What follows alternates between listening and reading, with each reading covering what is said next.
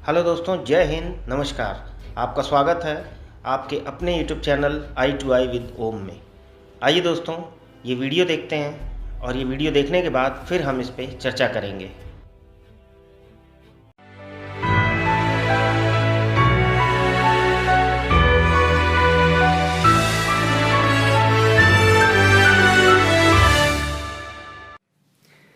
नमस्कार, जय श्री राम। मैं हूं मनोज मुंतशिर। यही वो समय है जब हमारे राम ने हमें सिखाया था कि एक अत्याचारी के साथ क्या सुलूक किया जाना चाहिए। पूरा भारत राममय है, देश का हर गली कूचा उत्साह से भरा है, धरती का रंग भगवा, आसमान का रंग सुनहरा है। बधाई हो, दशहरा है। दशहरा, ये एक शब्द, इसे सुनते ही मुझे क्या क्या याद आता है।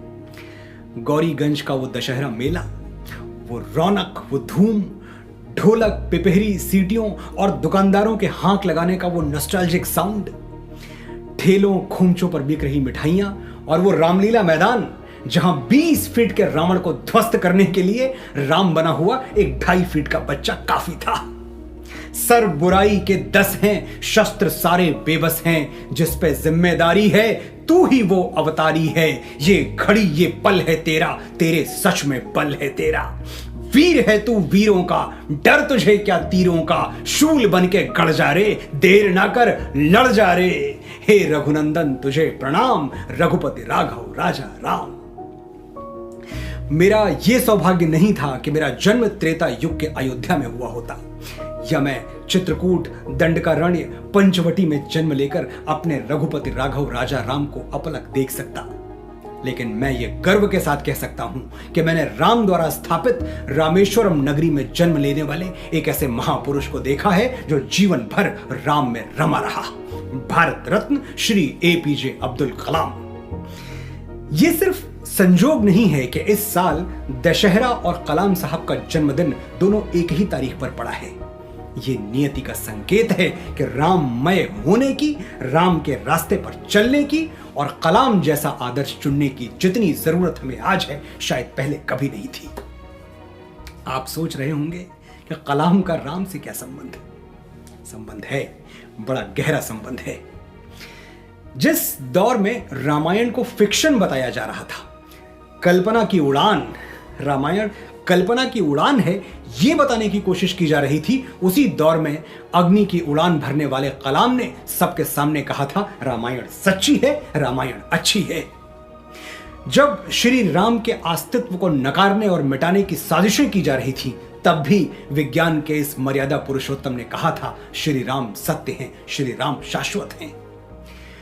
डॉक्टर कलाम महान वैज्ञानिक थे।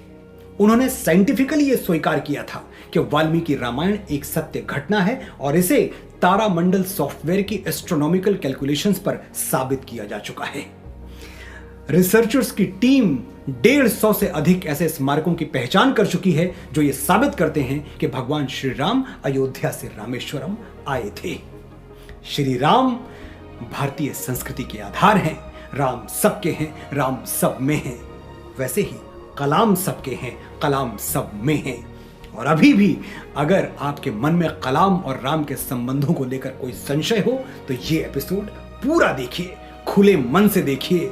इस संबंध की एक एक परत आपके सामने खुलती चली जाएगी और आप ये जान जाएंगे कि कलाम होना तब तक संभव नहीं है जब तक आपके अंदर राम न जाग उठे।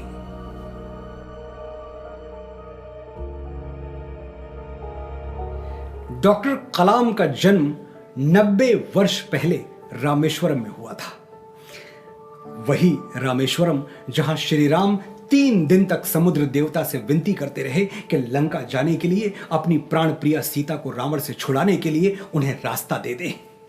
वही रामेश्वरम जहां समुद्र देवता के जिद ने श्री राम को पहली बार क्रोधित कर दिया था। 3 दिवस तक पंथ मांगते रघुपति सिंधु किनारे, बैठे पढ़ते रहे छंद अनुनय के प्यारे प्यारे।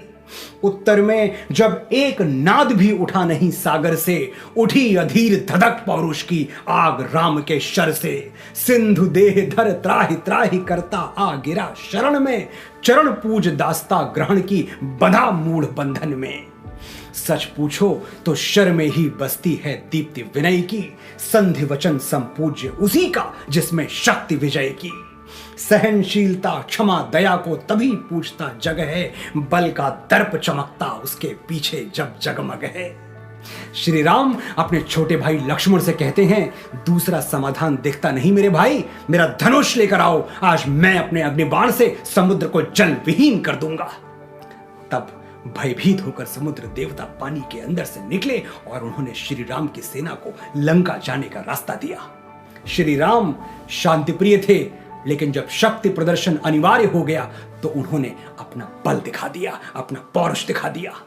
डॉक्टर कलाम ने भी यही किया। जब उनके भारत पर परमाणु खतरा मंडराने लगा तो भूल गए वो गांधीगिरी और उठा लिया राम की तरह अग्निबाण। अमेरिका की नाक के नीचे पोखरण में परमाणु परीक्षण कर दिया, भारत को परमाणु शक्ति संपन्न राष्ट्र बना दिया और पूरी दुनिया को बता दिया कि हम शांति की सौगंध तोड़ेंगे नहीं, पर किसी ने हमें छेड़ दिया तो हम छोड़ेंगे नहीं।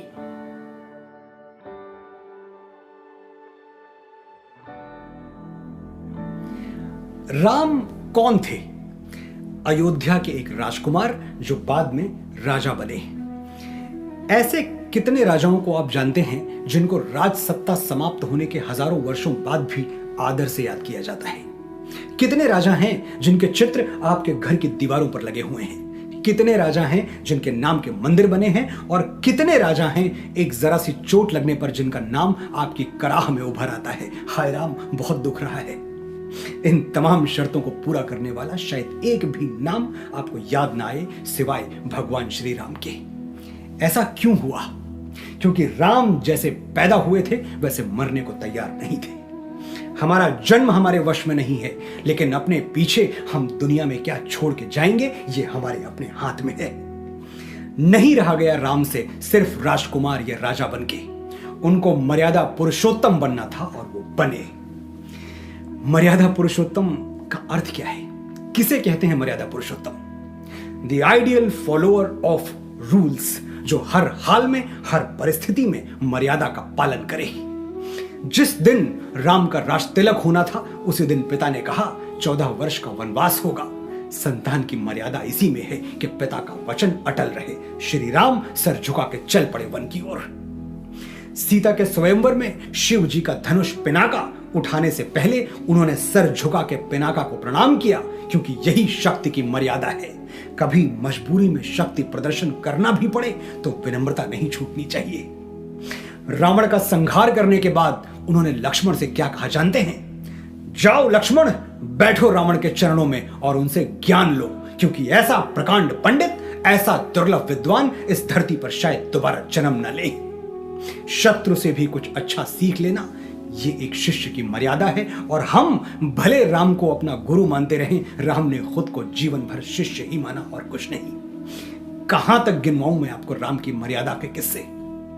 कलाम की बात करते हैं, उनकी मर्यादा के कुछ रेखा चित्र देखते हैं। कलाम के पिता जैनुल आबदीन एक स्थानीय मस्जिद में इमाम थे। इमाम साहब के पास एक नाव हुआ करती थी जो उनकी रोजी रोटी का जरिया थी। उसी नाव में बैठकर तीर्थयात्री नदी पार रामेश्वरम के शिव मंदिर दर्शन के लिए आया जाया करते थे। जैनुल आबदीन पैसे वाले नहीं थे, बड़ी मुश्किल से गुजारा चलता था, बड़ी मुश्किल से अपना और अपने परिवार का पेट भर पाते थे। लेकिन उन्होंने कभी किसी निर्धन तीर्थ यात्री से, किसी राम भक्त से किराया नहीं लिया। जैनुल आबदीन के सबसे करीबी मित्र कौन थे जानते हैं? रामेश्वरम के मुख्य पुरोहित पंडित लक्ष्मण शास्त्री। धर्म तोड़ता नहीं, जोड़ता है, और यही धर्म की मर्यादा है। ये मर्यादा कलाम की नसों में खून बनकर दौड़ती रही। वो एक इमाम के बेटे थे। कुरान बचपन से पढ़ी थी, लेकिन बड़े हुए तो श्रीमद् भगवत गीता को उसी श्रद्धा से पढ़ा जैसे कुरान या हदीस पढ़ी थी। सिर्फ पढ़ा नहीं, अपने लेक्चर्स में गीता का उद्धरण देते रहे, कृष्ण के वचन ऐसे दोहराते रहे जैसे 5000 वर्ष पहले कुरुक्षेत्र में कृष्ण ने अर्जुन को नहीं, कलाम को गीता सुनाई थी। मनुष्य मात्र को बराबरी की दृष्टि से एक नजर से देखने का गुण कलाम ने राम से सीखा था या नहीं मैं नहीं जानता, लेकिन जाने अनजाने वो जीवन भर राम के इस आदर्श पर चलते रहे। शास्त्र कहते हैं कि राम ने कभी छोटे बड़े में भेद नहीं किया। मैं नहीं मानता। राम ने बिल्कुल भेद किया। जो छोटा था, असहाय था, उपेक्षित था, दीन था, दलित था, उसे राम ने हमेशा दूसरों से ऊंचा स्थान दिया। राम ने मित्र किसे बनाया? किसी राजा को, सम्राट को, नगर सेठ को, धन कुबेर को? नहीं, एक वानर को, सुग्रीव। राम ने जूठा किसका खाया? किसी ऋषि मुनि या संत का? नहीं, शबरी का, जो कि एक दलित थी। राम ने अपने दरबार में ऊंचा आसन किसे दिया? निषाद राज को, जो पिछड़ी जाति के थे। कलाम और राम दोनों के काल खंड अलग हैं, हजारों वर्षों का अंतर है दोनों में, लेकिन दोनों एक अटूट धागे में जुड़े हैं और उस धागे का नाम है मर्यादा।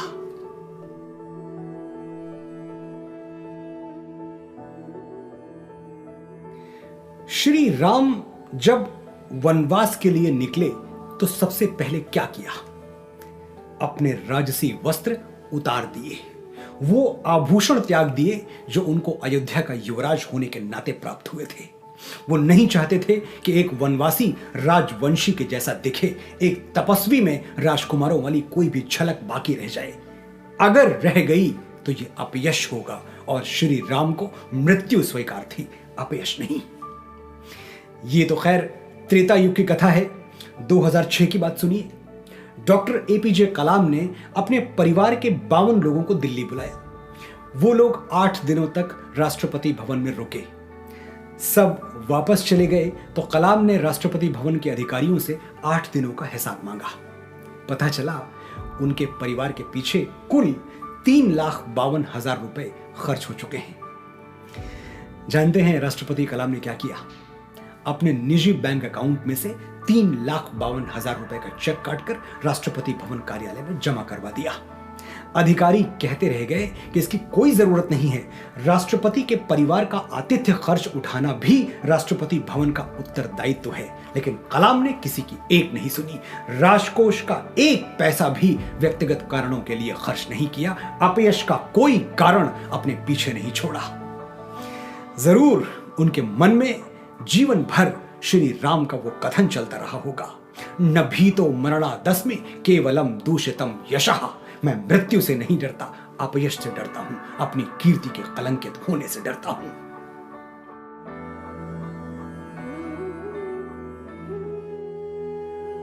साल 2002 नवंबर का महीना, कलाम साहब ने अपने सचिव से पूछा कि राष्ट्रपति भवन में जो इफ्तार पार्टी आयोजित की जाती है उस पर कितना खर्च आता है। क्या इफ्तार पार्टी वाले पैसे से हम अनाथ बच्चों के लिए किताब, कॉपी, स्वेटर, कंबल और कपड़े नहीं खरीद सकते? डॉक्टर कलाम का यह प्रश्न सुनकर अधिकारी घबरा गए। कलाम की विचारधारा राजनीति से दूर थी, लेकिन अधिकारी तो राजनीति समझते थे। वो जानते थे कि इफ्तार पार्टी देना सिर्फ एक उत्सव मनाना नहीं है, बल्कि उसे राजनीतिक प्रतिष्ठा के तौर पर भी देखा जाता है। और एक ऐसे राष्ट्रपति जो खुद मुसलमान हैं, अगर उन्होंने ही इफ्तार पार्टी पर रोक लगा दी तो लोग क्या कहेंगे? लेकिन क्या कहेंगे लोग, डॉक्टर कलाम को नहीं था ये रोग। उन्होंने इफ्तार पार्टी बंद करवा दी ताकि जरूरतमंदों को मदद पहुंचाने की परंपरा शुरू की जा सके। जब कलाम साहब राष्ट्रपति थे तो एक दिन राष्ट्रपति भवन में सुबह टहलते हुए उन्होंने देखा कि एक मोर काफी उदास सा बैठा हुआ है। वो और पास गए तो देखा कि मोर का मुंह आधा खुला हुआ है। मोर ना तो अपने मुंह को पूरी तरह खोल पा रहा है और ना ही पूरी तरह बंद कर पा रहा है। डॉक्टर कलाम ने तुरंत पशु चिकित्सक से संपर्क किया। डॉक्टर आया, जांच करने पर पता चला कि मोर के मुंह में ट्यूमर है, जिसके कारण वो काफी लंबे समय से न कुछ खा रहा है न कुछ पी रहा है। डॉक्टर कलाम ने मोर का ऑपरेशन करवाया और उसके ठीक हो जाने तक उन्होंने उस मोर को अपनी निगरानी में, अपनी देख रेख में रखा, उसकी दवाओं का ख्याल करते रहे। एक पक्षी के लिए जिसका मन इस तरह पिघल जाए, इतनी करुणा जाग उठे, वो महामानव होने की शर्त पूरी कर चुका है। याद कीजिए क्या हुआ था सीता हरण के बाद। पक्षीराज जटायु सीता को बचाने की कोशिश में रावण से लड़ते हुए घायल हो गए। रावण ने उनके पंख काट डाले। राम ने छत विछत जटायु को जमीन पर गिरा हुआ देखा तो उनकी आंखों से आंसुओं की धारा बह निकली। जटायु ने राम की गोद में प्राण त्याग दिए और राम ने उनका अंतिम संस्कार किसी पक्षी की तरह नहीं, किसी पराई की तरह नहीं, अपने पिता की तरह किया। उन्हें मुखाग्नि दी। ये है वो संवेदना, वो करुणा जो राम से होते हुए कलाम तक आ पहुंची थी। 2015 में शिलोंग के IIM में कलाम साहब लेक्चर दे रहे थे। अचानक दिल का दौरा पड़ा और कलाम इस लोक को छोड़कर राम के लोक चले गए। लेकिन यह प्रस्थान सिर्फ शारीरिक था, आत्मिक नहीं, क्योंकि उनकी आत्मा यहीं रह गई, इसी भारत में जिसके कण कण से कलाम को दीवानगी की हद तक इश्क था। यही भारत जिसे उन्होंने अग्नि के पंख दिए, यही भारत जिसके बच्चों में वो ईश्वर की छवि देखते थे, यही भारत जिसको वो इतना बलवान, इतना समर्थ बना गए कि आज विश्व की बड़ी से बड़ी महाशक्ति हमें तिरछी नजर से देखने का दुस्साहस नहीं कर सकती। हम जीवन भर न कलाम के ऋण से मुक्त हो पाएंगे, न राम के ऋण से।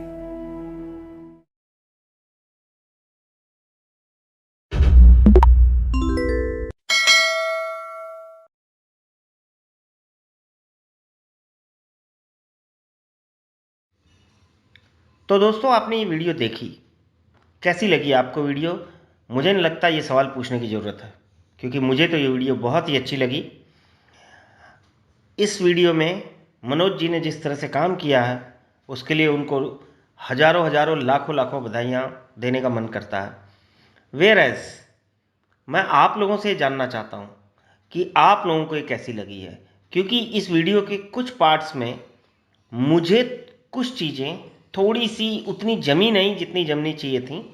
अब आप बताइए मुझे कमेंट बॉक्स में कि आपको क्या ये पूरी तरह से ठीक लगा या आपको भी इसमें कुछ अनुचित लगा है। यदि ऐसा हो तो आप कृपया कमेंट बॉक्स में ज़रूर से मुझे बताएं। चलिए दोस्तों, बंद करते हैं। जय हिंद, नमस्कार।